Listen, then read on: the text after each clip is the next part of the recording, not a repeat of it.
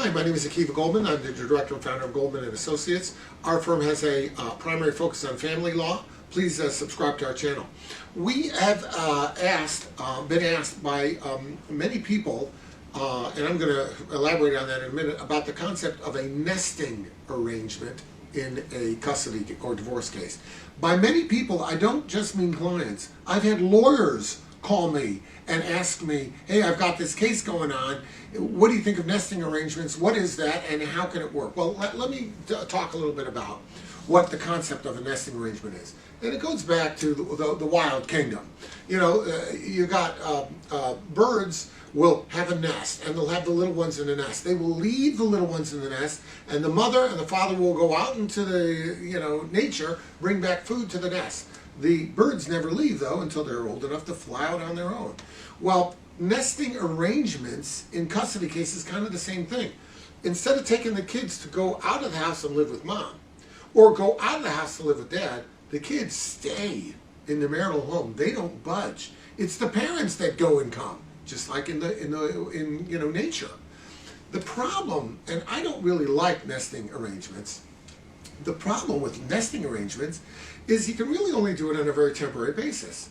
Because if you think about it, when there's a nesting arrangement, mom is coming to the nest when it's her turn, and then when dad comes to the nest, mom leaves and goes elsewhere. It really contemplates the parties having three homes, three places where they can go. The nesting is the marital home. That stays, but then dad has to have a place to go. Mom has to have a place to go. Is there money for three households? Most people that come to us to get divorced, they can't afford one household. How on earth are they going to afford three? And if you want to say, well, it's only temporary, dad can go live with his parents, mom can go move in with her brother and do it that way, that's great, but it's only on a very temporary basis. As a long-range plan, which is what custody arrangements are supposed to be, I don't see nesting arrangements working. Not only that, think about the logistics of it. When you get moms and dads who don't get along, which is very common in divorce and custody battles, what happens? Dad drives the kids over to mom's house, stays in the car, lets the kids go out, they walk up to the house, knock on the door, mom opens the door, the kids go in, dad drives off. Very little interaction between mom and dad who don't get along and who have a toxic relationship.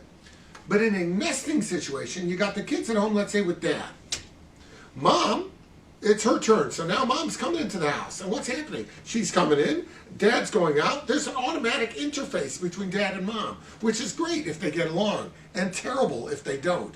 These arrangements don't work, and they cause a lot of drama if dad and mom don't get along, and now they're presented where they have to have this interchange.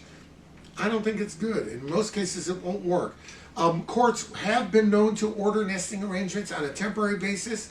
I think if they were to order it on anything but a temporary basis, it creates huge problems. And so, personally, I'm not a fan of these arrangements. If you have any questions about that, or you want to know a little bit more about it, reach out. Of course, we'll be glad to help you out.